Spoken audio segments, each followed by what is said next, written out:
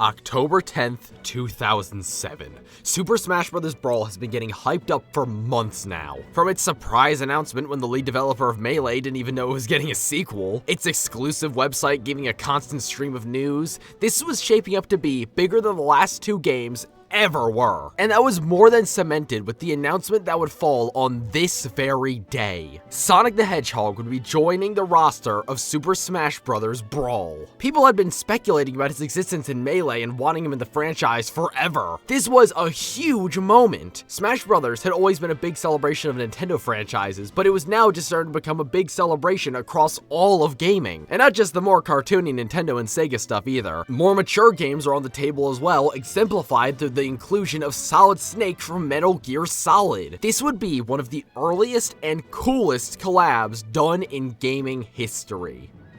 You can now play as that same character next to Lady Gaga, Goku, and Mr. Beast in Simpsons World. You are probably more than well aware about the absolute insane amount of collabs that fills modern gaming. There's probably already something coming to mind you're thinking about right now. Five Nights at Freddy's and Dead by Daylight, Godzilla vs. Kong and Call of Duty, SpongeBob and Sonic Racing. And I can't even come up with an example insane enough to cover all of Fortnite.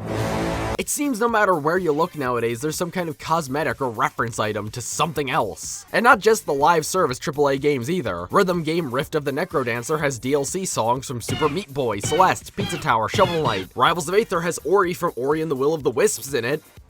And Shovel Knight. Hell, Shovel Knight is in so many indie games, it would take a minute of this video just to recap all of them. It's easy to say that nowadays, gaming is chock full to the brim with collaborations. And I'm not just talking about the collaborations outside of the games themselves. Yeah, like the Sonic and Hooters collab, exactly. Now, claiming that this is anything new isn't entirely true. It's just mostly entirely true. Two separate intellectual properties occupying the same video game has been around for decades. Mario and Sonic at the Olympic Games, Marvel vs. Capcom, Kingdom Hearts, Smash Ultimate. These crossover games have been coming out as early as the medium was invented. Not like literally, but you get what I'm trying to say here. But these sorts of games aren't what I'm referring to. When these get made, they're usually self-contained things. You're not going to see Ryu in the next Tekken game, but you will see him in Tekken X Street Fighter. These are the sorts of games created specifically devised to be crossovers. They aren't games that come out in their isolated franchise and then get them. Leon Kennedy and Iron Man will never be together in anything other than Marvel vs. Capcom. Fuck, it's Fortnite again. These are the sorts of games I'm talking about. This isn't Guilty Gear cross Cyberpunk, it's just Cyberpunk in Guilty Gear. This isn't Scorpion and Omni-Man at the Olympic Games, it's just Omni-Man in Mortal Kombat. You see, this is the type of collab I see everywhere now. That's not to say there hasn't been anything like this before DLC and live service really took off. Let's not forget about NBA Street V3 having a Mario collab where they just took Mario, Luigi, and Peach models from other games and slapped their current animations on top of them.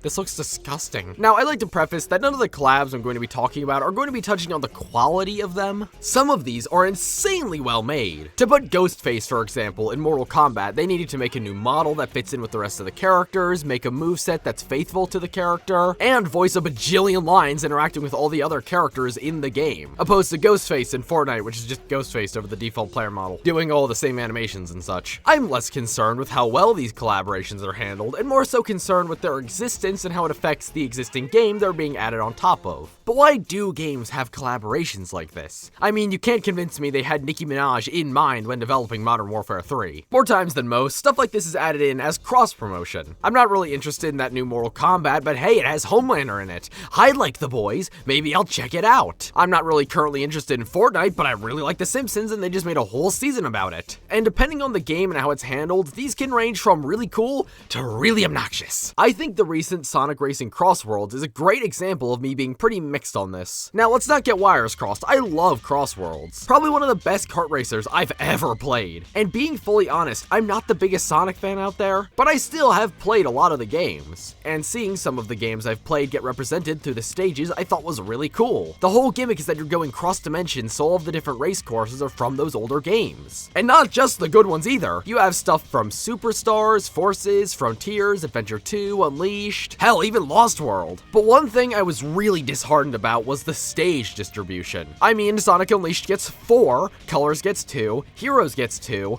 but games such as all of the Genesis ones and Adventure don't get anything. But do you know what game does get a stage? Minecraft. One thing I miss from a lot of the older Sonic racing games is a lot of the deep-cut Sega characters. Samade Amigo, Choo Choo Rocket, Crazy Taxi, Jet Set Radio. This game also doesn't have those. At launch. But at least we're getting Aang from Avatar: The Last Airbender. Looking at it like this, it's easy to feel like elements from a lot of Sonic's history were put off to the side in order to make way for the crossover stages. We can't spend time developing an Angel Island zone, we have a Bikini Bottom to make! If they weren't contractually obligated to make all of these characters and stages and events based off of other properties, there's a solid chance they would have had these other stages that I did want. Also consider it's Sega, and there's a solid chance they wouldn't have done it anyways. If we look at it from this perspective, it really does feel like they could have incorporated more of Sonic's history and characters if they didn't have these collabs. Maybe if they didn't spend development time on the Creeper from Minecraft, we could have instead gotten Chaos, or Mephiles, or Orbot and Cubot. I think I'm the only person who wants Orbot and Cubot. And this is Sonic Racing Crossworlds. It should be reasonable that I want more Sonic-related stuff in the game. And maybe if they didn't spend development time on Hatsune Miku, I could have gotten it.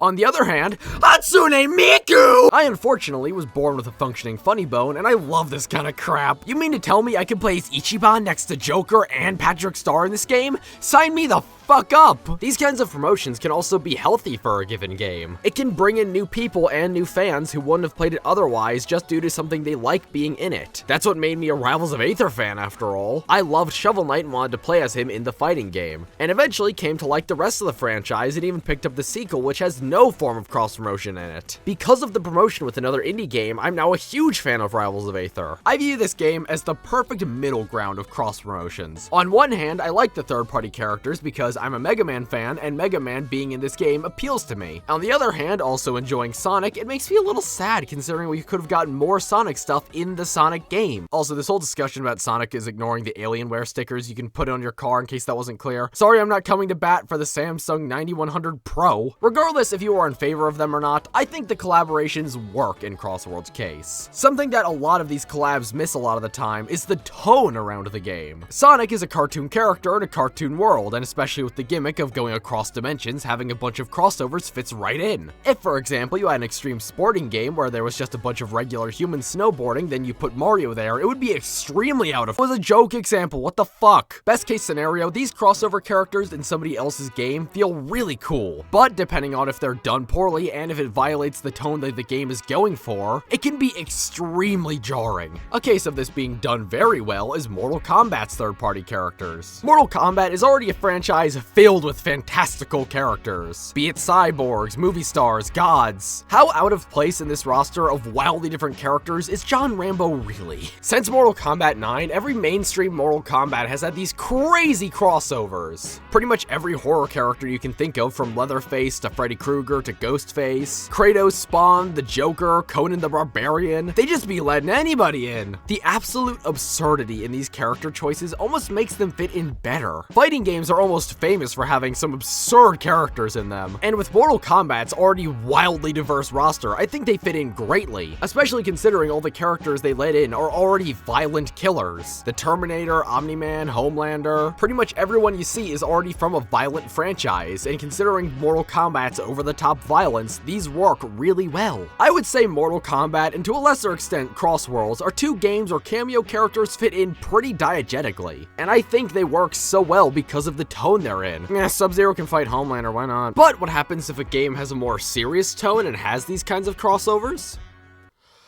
Squid Game Call of Duty crossover event. Call of Duty, for the most part, has always been a pretty serious franchise. This ain't no silly shooter game where you're wearing a bunch of pussy armor and you're on a big donut in space. This is real-life warfare, with several of them taking place during real-life wars. 1, 2, and 3 taking place during World War II, Modern Warfare breaking away from the historical angle and instead commenting on modern-day geopolitical issues, or at least modern for 2007, that is. Black Ops is set during the Cold War, you get the picture. From the very inception of the franchise, they've had very serious tones to them, marketing themselves off of that aspect of being more serious experiences. And for a while, this formula was rock solid. Pick a random war from history, invent a war, that doesn't matter as long as the tone is preserved. That was, of course, until Beavis and Butthead. But you see, with the release of Modern Warfare in 2019, they started to dabble with the crossover territory a little bit. No doubt a result of other popular shooting games at the time having a lot of crossovers in them, such as Overwatch and Wait Your Goddamn Turn. But this was fine, it was whatever, okay? It was only 2 skins of Billy the Puppet and Leatherface, and it was only for a Halloween event they were doing. This is excusable. But with Black Ops Cold War released in 2020, they started to get a little bit more ambitious with these skins. Ghostface from Scream, John McClane from Die Hard, John Rambo making his second appearance in this video somehow. Having a random kid running around with a Spirit Halloween mask and some bed sheets is pretty damn silly, but you know what, it's fine, it's whatever. But with Vanguard onwards, these started to become way too much. In Vanguard, we have Kong and Godzilla, several Snoop Dogg skins, this guy from Attack on Titan, Modern Warfare 2, Homelander from The Boys, Skeletor, Messi the real-life soccer player, Snoop Dogg again, 21 Savage, real-life streamer Nick Merckx, minus real-life streamer Nick Merckx after he said a bunch of slurs. Your next big dog. Modern Warfare 3, Monster Energy and Burger King collabs, Art the Clown, several characters from Warhammer, fucking Gundam, with the worst of it being Black Ops 6, multiple Beavis and Butthead characters, 2 American Dad characters, all of the Teenage Mutant Ninja Turtles, literally just Seth Rogen, that fucking girl from Squid Game. It's harder to look at the crossover skins in Call of Duty through the same lens you can with Sonic or Mortal Kombat. Yes, it also has absurd choices for characters, but the tone of Call of Duty doesn't support this at all. These are serious war simulation shooters. When I play Call of Duty, I should feel like a soldier going to war or a part of a task force, or whatever the plot of the game is, not Stan Smith.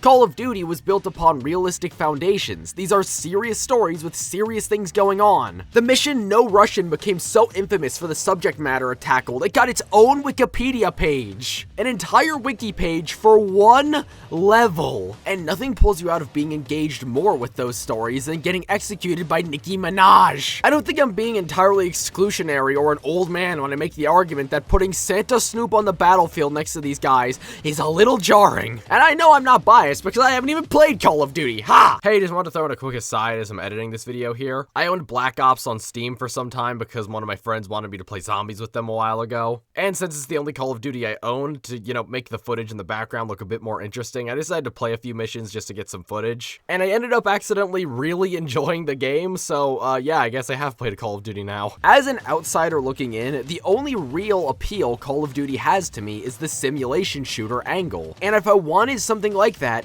why would I ever pick the game where Godzilla is gonna appear in the middle of me storming the beaches? If I wanted something silly like that in a shooter, I would just go to— Nope, not your time yet. Call of Duty's betrayal of what made people love it in the first place is actually why a lot of people are now flocking to Battlefield 6, a grounded shooter with the mission statement of keeping the realism. DICE has said in several interviews that they only want to add skins that would fit in with the rest of the world of Battlefield. Now, I have absolutely no faith it'll stay that way, considering this is EA we're talking about, but if I was somebody who was interested in a realistic shooter, which let's be honest, looking at my avatar, I'm clearly not, going by just the games I've talked about, I would probably go to Battlefield 6 instead. Blatant collaborations and cameos within this context can destroy the entire appeal of a game. Due to these crossovers, Call of Duty is now so wildly divorced from what it was that fans are now turning to its biggest competitor. And you want to know another game with this exact same issue? PUBG. Yeah, remember PlayerUnknown's Battleground? Did you know it's now having a crossover with Skibidi Toilet and Sonic the Hedgehog? This is the exact same problem I've already gone over with Call of Duty. I'm not gonna dwell on it. There's just no way I could bring this up. Look how fucking shitty it looks. But there is one game so famous for its frankly insane amount of collabs that what original game was there is almost irrelevant compared to the fame it has reached with its crossovers. There's not even a point of hyping it up. It's Fortnite. You know it's Fortnite. What once was a simple and small indie zombie shooter has now metamorphosed into this Leviathan media melting pot. I've been naming the bizarre characters that have crossed over throughout this video, but I can't even come up with an example that's bizarre enough to encapsulate this game and how many franchises are represented within it. You see, back in 2017 when Epic made Fortnite Save the World, it was a pretty basic zombie survival game. It had building mechanics just like COD Zombies, but instead you could do them wherever. Wow. Nobody really cared though, and as their game was dying pretty hard, they decided to do a last-ditch effort to completely transform its image, having a new free Battle Royale mode to go alongside Save the World. And as it climbed in popularity, popularity, other companies began to notice. John Wick did get into the game pretty early on, but I would argue the real tipping point for this game and its crossovers was during Season 4 with the Thanos Infinity Gauntlet event. From that moment onward, the rest was history. Marvel, DC Comics, Star Wars, Lego, The Simpsons, real-life celebrities like The Weeknd, Lady Gaga, Billie Eilish, Eminem, LeBron James, Christmas Snoop Dogg again. It's reached such infamy that mere unedited screenshots from this game showing all of the different characters goes viral like monthly. But one question persists. Why didn't this go the same route as Call of Duty? At its original core, it was a zombie survival shooter. Wouldn't having Vegeta there completely destroy that tone? Well, you see, there's a big difference between Fortnite and every other game with crossover cosmetics. Fortnite is a standalone thing. It doesn't have years of previous games backing it up. It didn't have any pre-existing fans with expectations that needed upholding. Right as it started climbing in popularity was right when we started getting these big collaborations. And as the years have gone on and we've gotten more and more and more skins, modes, events, I would argue the game's identity has entirely shifted. It's no longer this cool new battle royale with building mechanics. Hell, there's a mode that just forgoes the building mechanics entirely. It's now just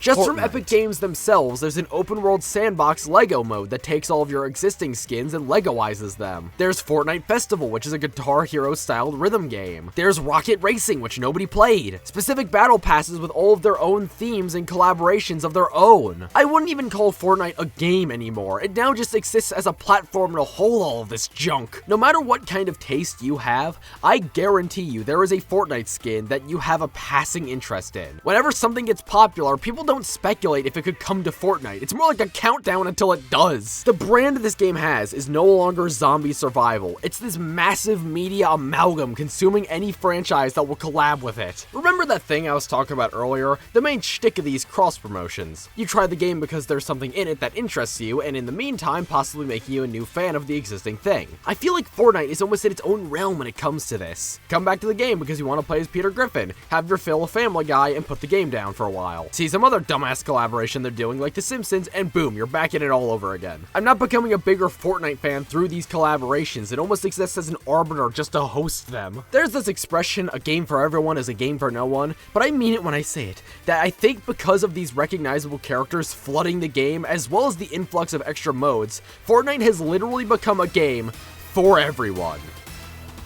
Gangnam Style. Alright, I feel like I'm kind of getting a little carried away here. What is the point I'm trying to reach with this video exactly? I've talked about okay crossovers, bad crossovers, good crossovers, whatever Fortnite is, and there are plenty more good crossovers I didn't even mention. The game Soul Calibur having exclusively thematically relevant characters to whichever platform you bought it on, Shovel Knight doing the same thing across Xbox, PlayStation, and Nintendo versions, Helldivers 2 with its Halo ODST themed armors, all of the other Dead by Daylight killers from things like Stranger Things and Resident Evil. But I think for my closing thoughts, I want to talk about how crossovers affect a game. And I'm not talking about in terms of dev time, or I would have rather had this thing instead of that thing. I mean artistically. How many other pieces of art can you add to yours until it's no longer yours anymore? Let's take a look at the roadmap for Sonic Racing Crossworlds real quick. Out of the characters that are confirmed alone, there are 17 non-Sonic characters. And going off the bare minimum assumption that each DLC pack will have 2 characters each, we can bump that number up to 21 for Avatar and Teenage Mutant Ninja Turtles. So far that we can be sure of, we are getting 21 characters that aren't from the Sonic the Hedgehog franchise, and including all of Sega's weird launch bonus characters like Sonic Prime characters and the Werehog, as well as Tangle and Whisper coming later in February. At the bare minimum, we will have 29 Sonic characters when the season pass is complete. Going off of the characters we know about alone at the time of me making this video, there are 50 characters in total. 42% of the Sonic Racing game's roster isn't Sonic related. Roughly, I have to specify, but still. And I want to make it clear, I'm not against having a bunch of random ass characters here. I main the Inklings in Mario Kart for Pete's sake. But it does call into question how much of Crossworlds will stay as Sonic Racing. They have yet to announce the rest of the season pass, but I have solid faith by the time that this is done, the amount of non-Sonic characters will be outnumbering the Sonic ones. Yes, I did say earlier in this very video that I liked the deep-cut Sega characters in older Sonic Racing games, but that's back when this was made to be basically Sega's version of Smash Bros. It's just Sonic at the line limelight position of being in the title because he's the popular one. But now these are strictly Sonic racing games. And considering most of these guys aren't even Sega's All-Stars, by the time Crossworld stops getting updated, how much of this racing will be Sonic? Ignoring how this can positively affect a game, and ignoring the development time it takes to create these, are these an artistically okay thing to put in a video game? At what point is it really the same game anymore? How many collaborations can you add until the game is no longer itself? Call of Duty and Fortnite are definitely cases of this happening. Both of them entirely lost their identities due to the overwhelming amount of collabs they did. In Call of Duty's case, it lost itself in it, and in Fortnite, it created a new self out of it. At the end of the day, I'm not against random franchises crossing over, but I feel like they either need to be in moderation or fit in really well. Because if not, these in some instances can ruin a piece of art. If done wrong, a collaboration can be extremely distracting and take away from the overall point that piece is trying to make. Wouldn't you agree, esteemed internet celebrity and longtime film reviewer, the Nostalgia Critic? I couldn't agree more, Gazpacho.